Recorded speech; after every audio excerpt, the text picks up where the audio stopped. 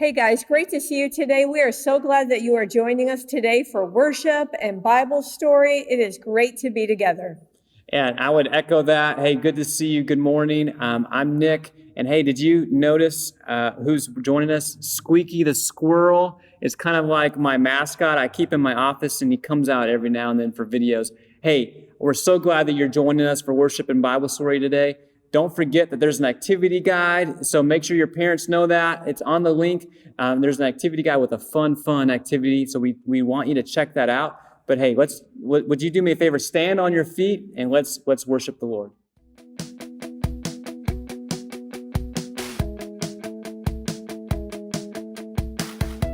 I don't want to fight like this anymore. I don't want our words to start a war. I'll take a step back so we can try to find a solution, you and I. 'Cause you mean that much to me. I don't have to win, that's just fine. We'll sort it all out, it just takes time. You mean more to me than winning the fight. I'm letting it go, yeah, I don't have to be right. So let's give peace a try. So let's give peace a try. So let's give peace a try.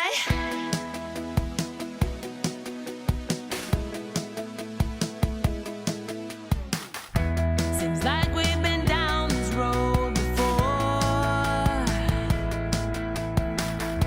It feels like we're always keeping score.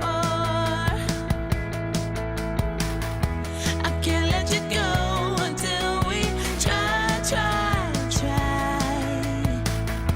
Beginning again, you and I.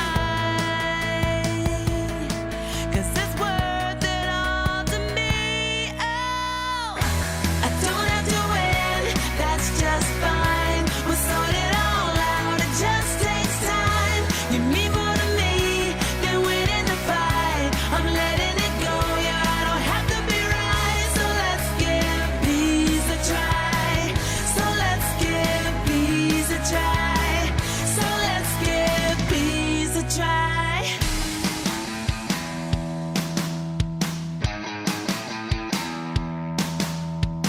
I wanna build you up, and so I'm giving in.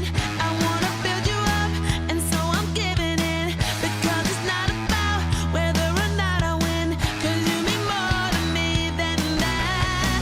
I wanna build you up, and so I'm giving in. I wanna build you up, and so I'm giving in. Because it's not about whether or not I win, 'cause you mean more to me than that. I don't have to win, that's just fine. We'll sort it all out, it just takes time. You mean more to me than winning the fight. I'm letting it go, I don't have to be right. So let's give peace a try. So let's give peace a try.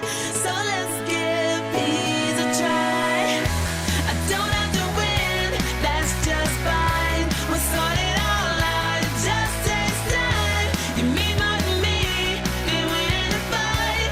I'm letting it go, I don't have to be right. So let's give peace a try. So let's give peace a try.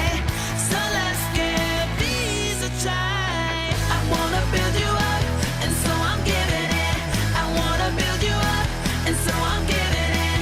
I wanna build you up, and so I'm giving in. So let's give peace a try.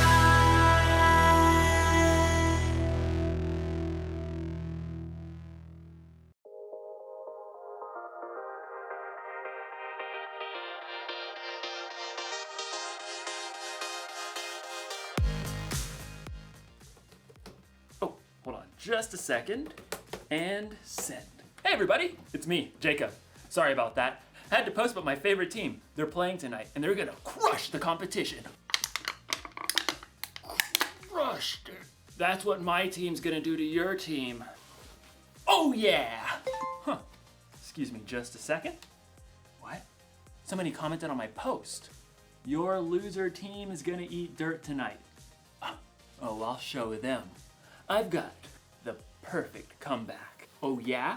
Well, your head is filled with dirt. Boom. And post.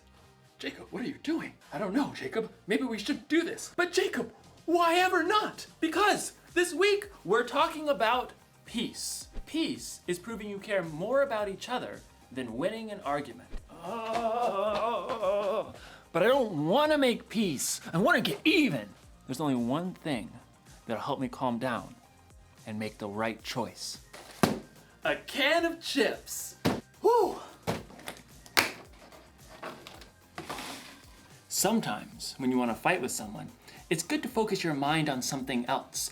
So I'm going to focus on building a curvy chip bridge, which requires so much focus, I'll have no room to think about all the insults I could make online.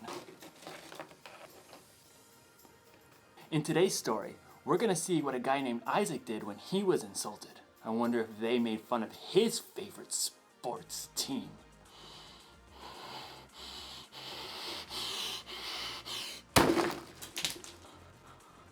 Oh, no. Guess I'm gonna need to focus a little bit more. I'd better start over. See you on the other side. The Bible. It's 66 books of history, stories, letters, and poetry that fit together to form God's one big story. The epic adventure of how He created us and loves us so much that He made a way to rescue us. As we travel through the Bible, from Genesis to Revelation, we discover people who met God and found their lives changed forever. Now, for an amazing story, inspired by the book of Genesis, chapter 26. God had chosen Abraham to follow him, and God made the same promises to Abraham's son, Isaac. I will make your children after you, as many as the stars in the sky, and I will give them all these lands. All nations on earth will be blessed because of your children. Thank you, God. The land of the Philistines where Isaac lived had experienced a period of famine, but God blessed Isaac's crops. Hey, boss, we done gathered 100 times more wheat than we planted. Excellent. 103.7 times as much to be precise.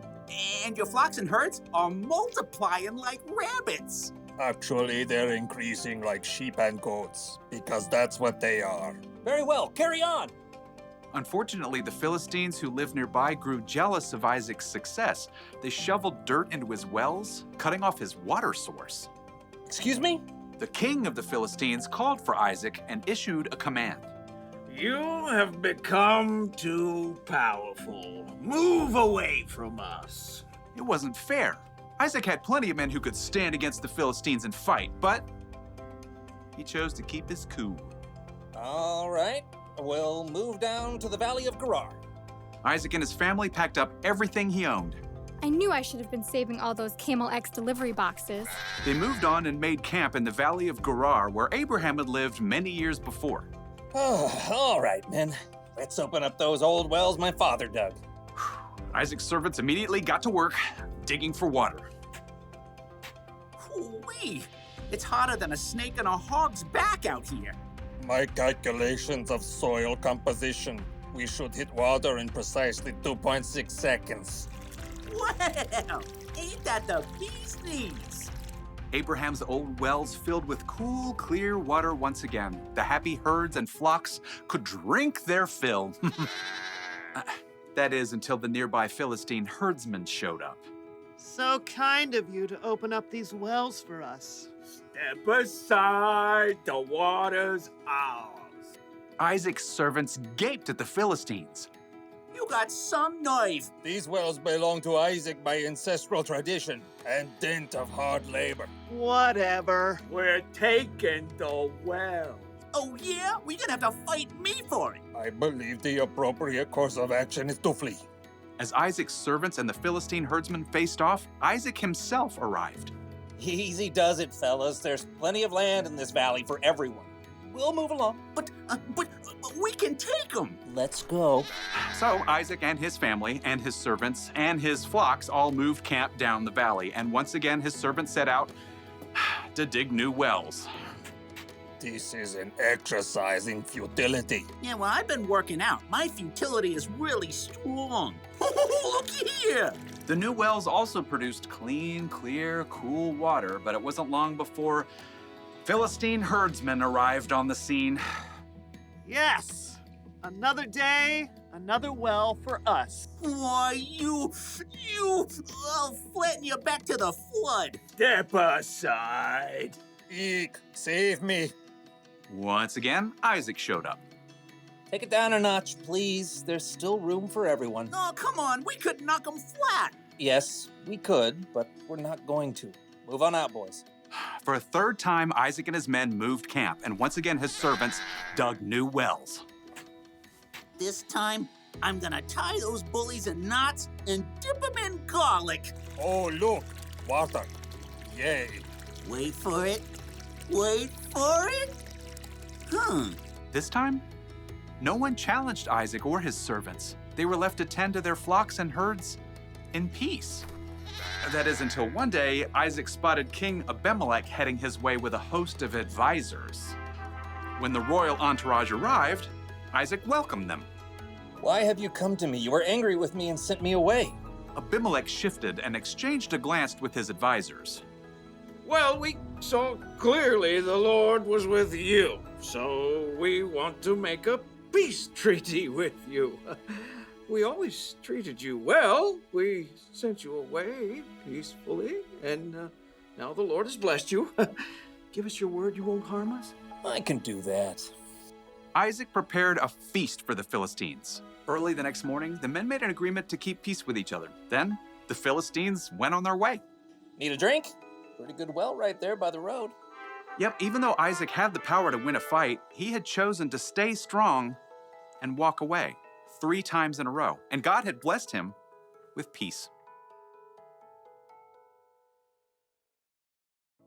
The Philistines insulted Isaac when they sailed right in and took over his wells, causing him to move 3 different times. Truth is, Isaac had a right to be angry, and he knew he was strong enough to crush the Philistines. But Isaac also knew that he could make peace simply by digging another well. And in the end, the Philistines made a peace treaty with Isaac. Being strong doesn't mean you have to fight.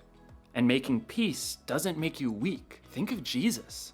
He was stronger than any of us, but he allowed himself to be arrested and put to death on a cross so he could make peace with all of us once and for all. You're not weak when you make peace.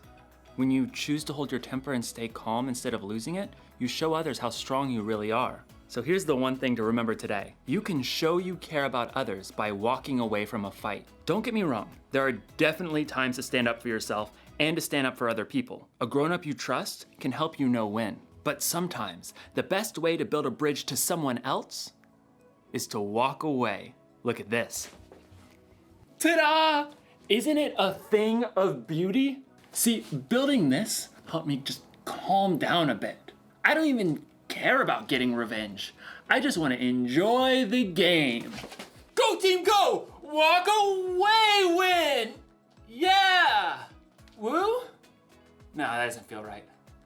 That's for off the field. See you next time.